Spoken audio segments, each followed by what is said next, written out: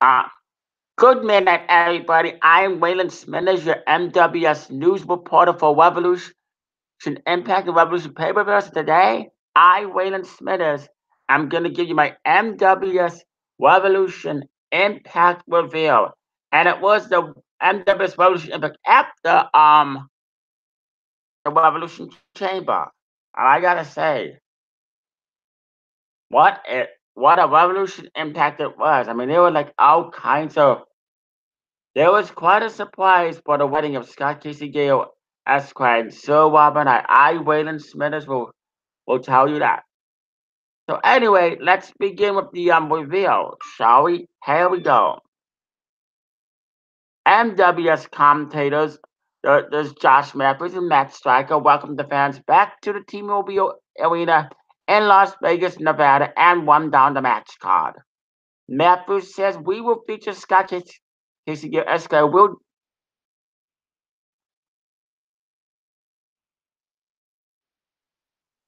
That's it. Yeah. All right.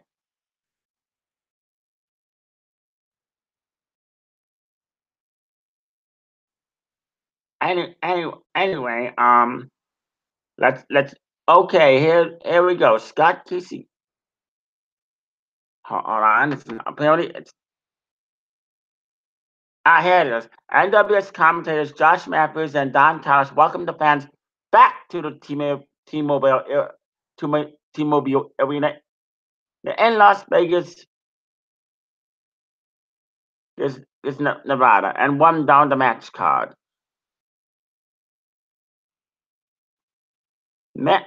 And he says, Matthews gets on the mic and says, we will feature Jason the Situation versus Justin Bieber in an Extreme Rules match per his request.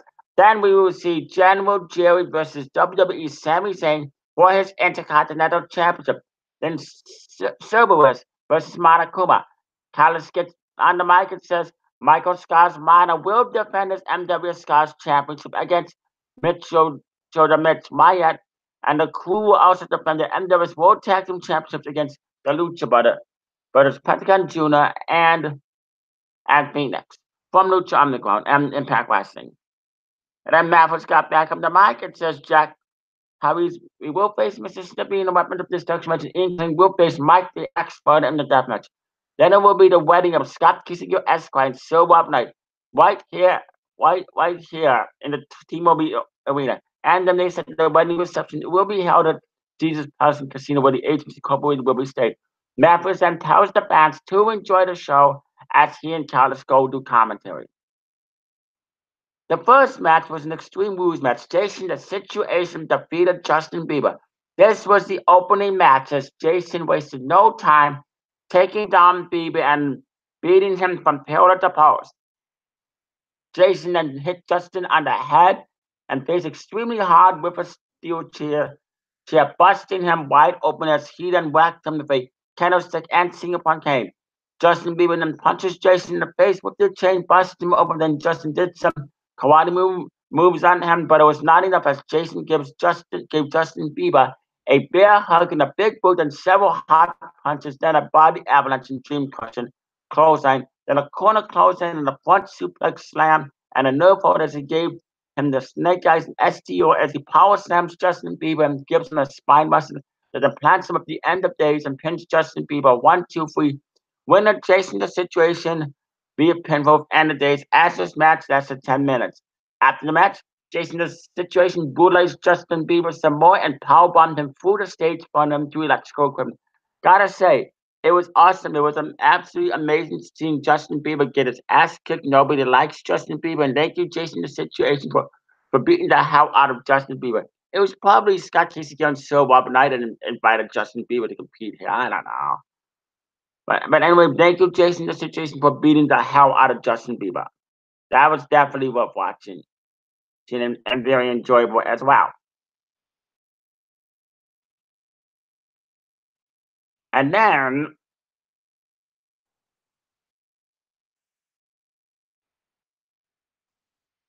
after that, backstage, the agency corporate Starbucks sees Sir Robert Knight is wearing his orange tuxedo and top hat as Dan Lambert is getting him ready for the wedding. as King Cody Barnard is seen in the locker room with NWS Universal Champion Scott Kisigo Esquire and prepping him up. Scott Kisigo Esquire is wearing a sky blue tuxedo and top hat. Cody gives Scott great wedding advice as he ties Scott's bow tie. King Cody Barnard is wearing a black tuxedo and vest with silk red lining inside and outside then in the back of the vest. Cody tells Scott how proud of him he is, and deep inside he always admired Scott Kisigo Esquire and Sir Rob Knight. Even when he was building with them, he always looked up to Scott Kisigo Esquire and Sir Rob Knight and is glad their build is officially over. Cody says he has a speech prepared for the wedding reception. Tonight is very important for the Ages Incorporated and Devils World Heavyweight Champion. Dallas Kahneman comes in and shakes Scott's hand congratulates him and shakes Cody Barnard's hand as well. Dallison said he has hired extra security so the Aces brothers do not attack any members of the Aces Incorporated. NWS Intercontinental Champion and owner General J wishes Scott good luck as he gets ready to face Sami Zayn. Mappers and Charles say it looks like the Aces Incorporated are protected and as they plot the next match. It was the NWS Intercontinental Championship. General Jerry whipped Dan Abbott in his corner defeated Sami Zayn. King Cody Barnard was on commentary for this match. Oh God, in his Cody, Mike. This was the second match as Sami Zayn gave Jerry a punch, then a springboard stun and a plank and then a sit-out powerbomb.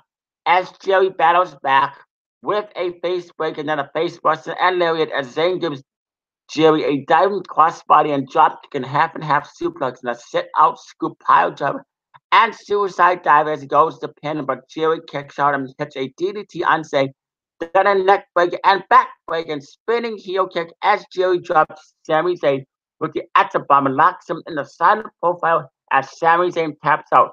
Winner and still NWS Intercontinental Champion General J via submission with silent profile as this match lasted 13 minutes and 23 seconds. Gotta say, this was an interesting match. Sami Zayn did show some good wrestling moves in this match, but General Jerry is still the NWS Intercontinental Champion.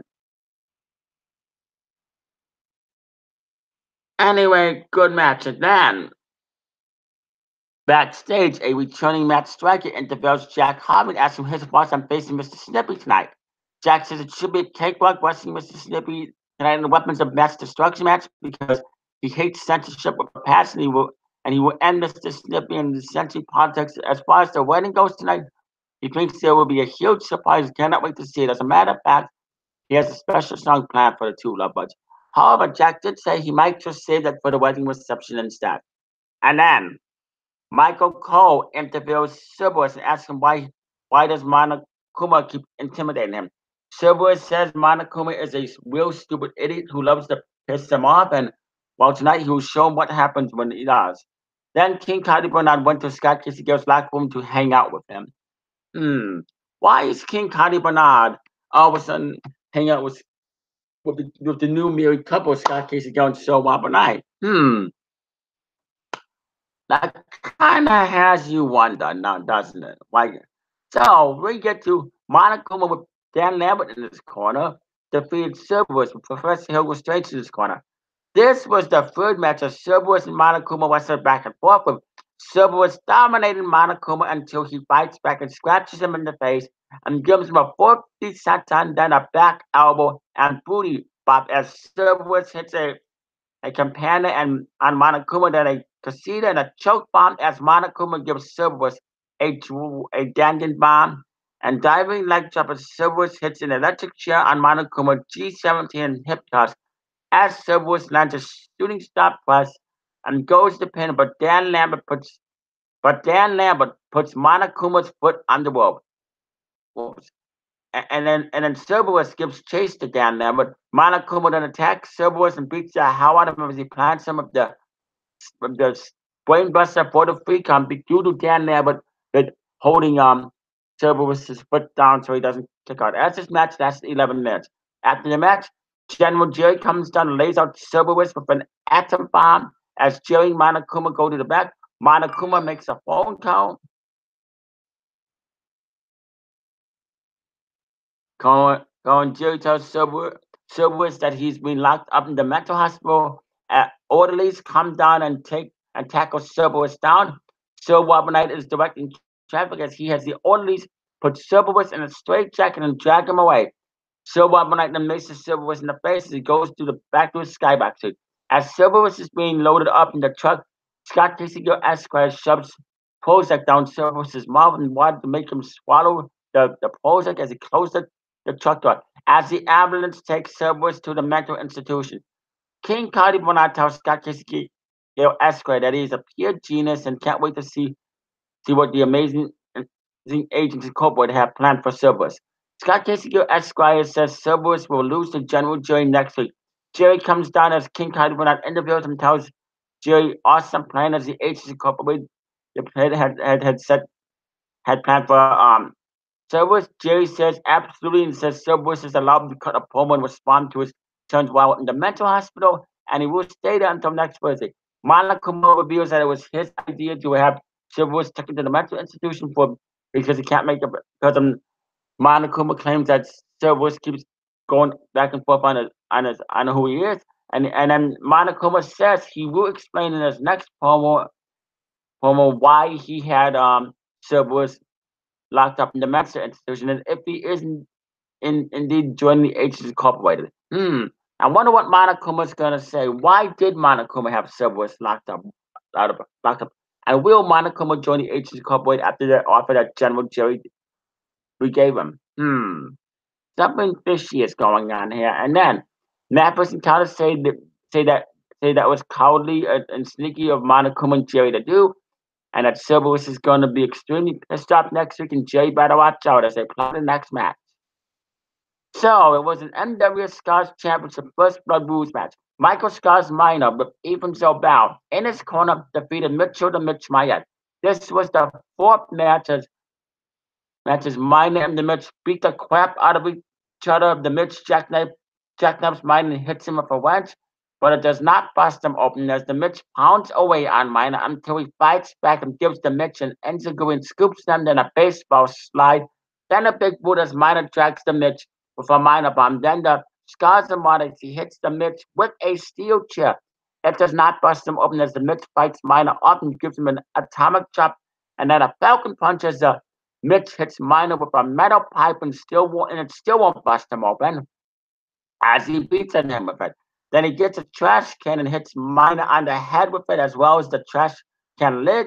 Minor gets back up and takes the Mitch Mayette down with a missile drop kick, then a pile driver as they trade blows. The Mitch wakes Minor in the eyes and lays him out for Kinshasa as he reaches under the ropes and grabs a cinder block in the NWS Scars Championship and is about to bust Minor open with him, but he kicks the cinder block and Scars Championship into the Mitch's face, breaking the cinder block and busting the Mitch wide open as he is out cold. Minor wins and retains the NWS Scars Championship.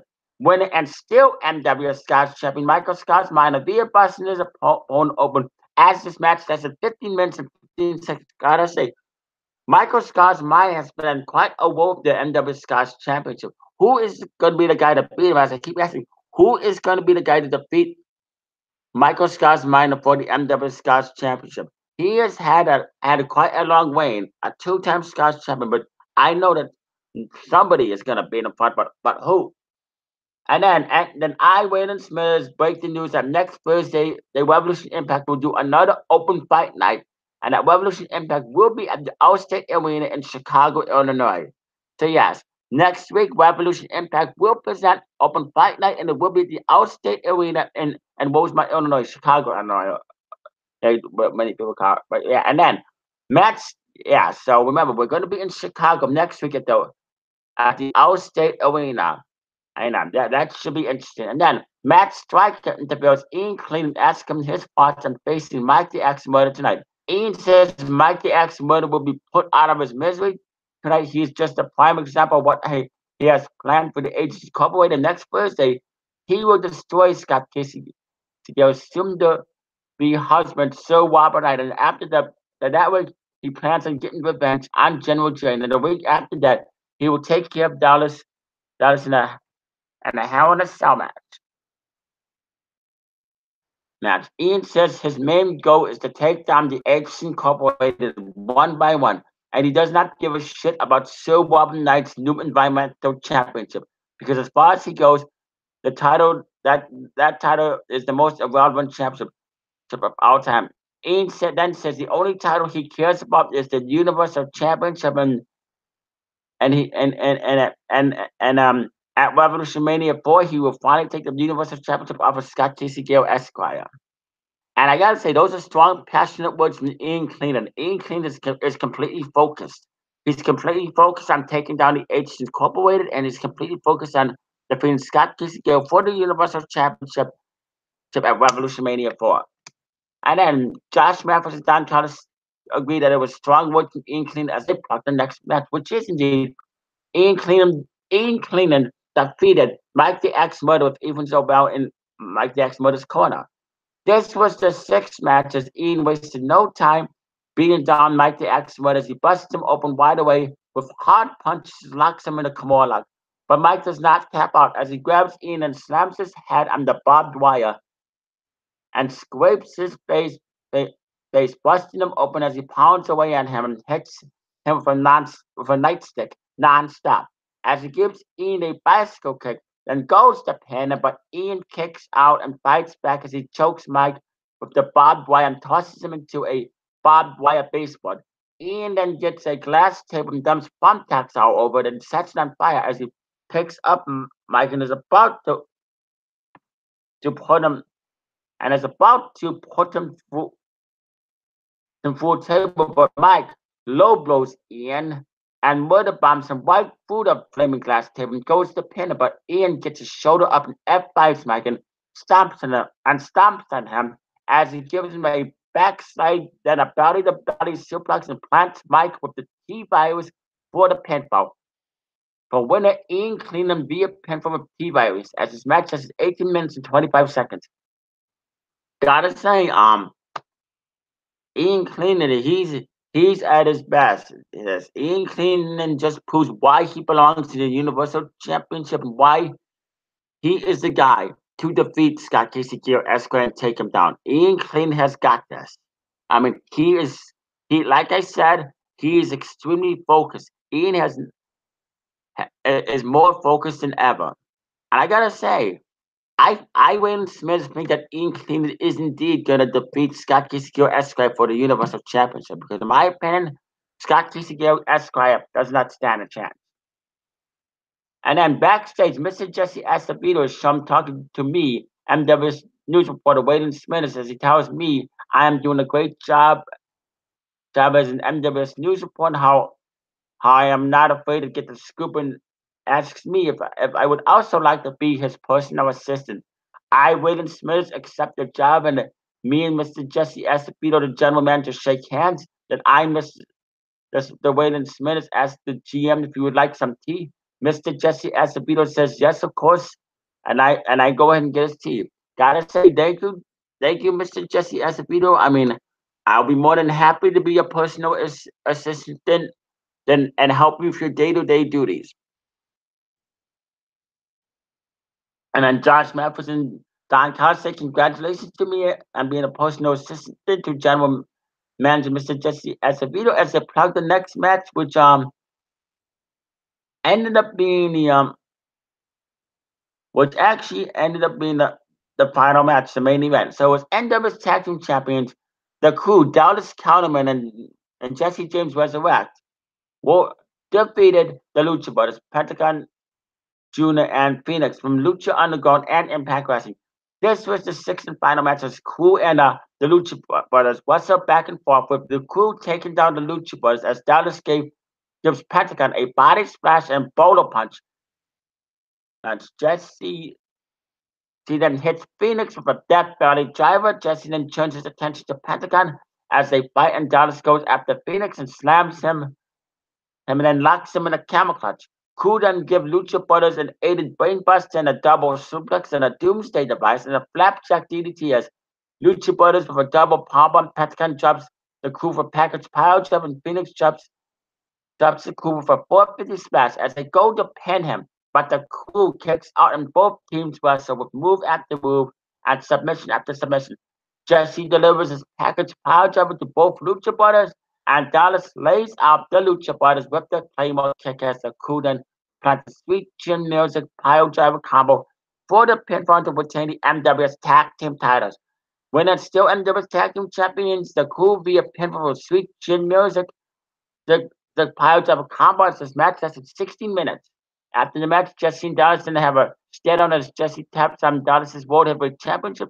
Dallas then raises the World Heavyweight Championship in Jesse's face and smirks and goes back to the HC Corporate Skybox Suite. Um, wow, wow, yeah, they're definitely ready for to face each other for the MW's World Heavyweight Championship. The question is, will Jesse James Resurrect be the one to take the MW's World Heavyweight title off of Dallas? Hmm. I, will Dallas retain? We never know. We gotta wait until Revolution Mania to find out. So backstage, I bring General Manager Mr. Jesse Azevedo his tea and his mail he had delivered as well. I asked Jesse what he plans on doing with the Agency Incorporated. The GM says he will not let them boss him around. I must this medicine ask the GM if he plans on going to the wedding of Scott Casio Esquire and Sir Robert Knight. The GM says sure he does not have a problem with the wedding, although he does not approve of the Agency Incorporated's actions. The GM then says he has a major surprise for the fans in the coming weeks. What is the major surprise that the general manager, Mr. Jesse Acevedo, has? So then Matt and Tyler say they cannot wait to see what the surprise is as they plug the supposed main event, which was supposed to be which was originally going to be Jack Harvey versus Mr. Snippy in the Weapons of Mass Destruction match, but Jack Harvey was nowhere to be seen. So Mr. Snippy comes out to a chorus of boos and again wants to face Jack in a regular one match. But Jack does not show up. Mr. Snippy thinks Jack realized this violent match was not needed and declares himself the winner as the fans boo. Of course Mr. Snippy is gonna declare himself the winner because he's such a bragger. He's nothing more than a bragger. Every in my opinion, Jack Harvey was playing mind games with Mr. Snippy. So Mr. Snippy is probably gonna go ahead in a live video and brag about how he has a victory over Jack. How he's gonna brag about it. Oh God, that's gonna put everybody to sleep. So then, Matthews and Charles say it is time for the wedding, but King Cody Bernard comes out and says he is sick and tired of Josh Matthews and Don Callis disrespecting the H Incorporated and making fun of his heroes. Scott Casio Esquire and Sir Rob Knight. Cody Bernard says he will announce the wedding. Cody Bernard then gets on the mic and says it is time for the wedding of Scott Casio Esquire and Sir Rob Knight. Dallas Coleman and Dan them come down as the ushers and walk the guests down and seat them. General Jerry comes down as the flower guy and passes up the flowers. King Cody Bernard is the best man for both Scott Casio Esquire and Sir Rob Knight. MW's Women's Champion, the Fabulous Fury, is the maid of honor. The ace, and then sitting in the audience were Michael Miner, Mike the Axe Murder, Mr. Jesse Acevedo, me, Waylon Smithers, and the rest of the MWS staff, as well as the NWS roster. I believe Ian Cleaner was sitting in the audience as well, but Jack Harvey was nowhere to be found. So King Cody Bernard goes down and walks Sir Robert Knight down the aisle, and then walks Scott Casio Esquire down the aisle as the wedding march plays. Scott Casio Esquire and Sir Robert Knight wedding. Reverend Timothy Lovejoy Jr. is the Baptist from The Simpsons, is the Baptist minister for the wedding, as he asks everyone to pray as they do. An emotional King Cody Bernard then says he and the rest of the Agency Incorporated put together this video package for Scott Casio Esquire and Sir Robert Knight. The video package was shown all of Scott Casio Esquire and Sir Robert Knight's accomplishments, mentioned brotherhood and friendship together. King Cody Bernard then gave an emotional speech for the Lovebirds. IRS agent Mr. Coy Braxton Esquire returned and said that the agents incorporated are good in their taxes and approved the loan of the restaurant that Scott Casio Esquire and Sir Robert Knight are opening as well. as the Agents Incorporated. Then then a song When You Came Into My Life was played, as well as its Waiting Man, per request General Joy. Reverend Lovejoy then asked if anyone else wants to perform a song, and they said no. And then so Cardi Bernard ended up uh, singing a song for Jack Harvey. I mean, King Cardi Bernard ended up singing a song for Scott Kissinger, Esquire, and Sir Robert Knight. Apparently, it is rumored that Jack Harvey is gonna perform the Jack Harvey concert at the wedding reception of Scott Kissinger and Sir Robert Knight. Hmm. And then after that, Josh Matthews and Sir Robert Knight said that they have a headache from listening to King Cardi Bernard sing, that he has the worst voice ever. So then it's back to the wedding. So Reverend Lovejoy asked Scott Kissinger, Esquire, and Sir Robert Knight to say their wedding vows, as they did. Robert Knight said how much Scott meant to him, and Scott said the same thing. Then they said their I do's, as Reverend Lovejoy pronounced them husband and partners for life, and said they may now kiss the groom. Scott Kissinger, Esquire, and Sir Robert Knight then kissed, as Reverend Lovejoy introduces them now husband. And then all of a sudden, as Scott Casey gave Esquire and Sir Robert Knight about to thank the fans, all of a sudden the lights go out. Don Collins says we have a we have a power outage. Josh Mathis says maybe nobody wants to see the rest of the wedding. And then the lights go on, back on. And it's the returning madness as the fans go nuts. He stands there looking at them and laughing madly. And excited Josh Mathis says, Holy crap, it is madness. He is back, by God. The mad genius has returned. Collins says, Oh my God, this is unbelievable. Now we know who him is. Madison grabs Scott Kissinger, Esquire, and Sir Robert Knight by their heads and bashes them together, knocking them down as Madison takes up the Agents Incorporated. King Cardi Bernard yells at Madison, saying, What the hell do you think you're doing? You were not invited. Cardi Bernard then slaps Madison as he grabs him by the lapels on his tuxedo blazer, but Dan Lambert attacks Madison from behind as King Cardi Bernard runs out of the ring and gets out of harm's way and yells at Josh Mathis and Don Callis, gets in their faces and blames them for Madness appearing at the wedding. He then goes back in his Cardi mind. Madness then drops Dan Lambert to drive you mad. Reverend Timothy Lovejoy then gets out of the ring as Madness clears it up, tossing out the flowers and equipment and out of wedding utensils out.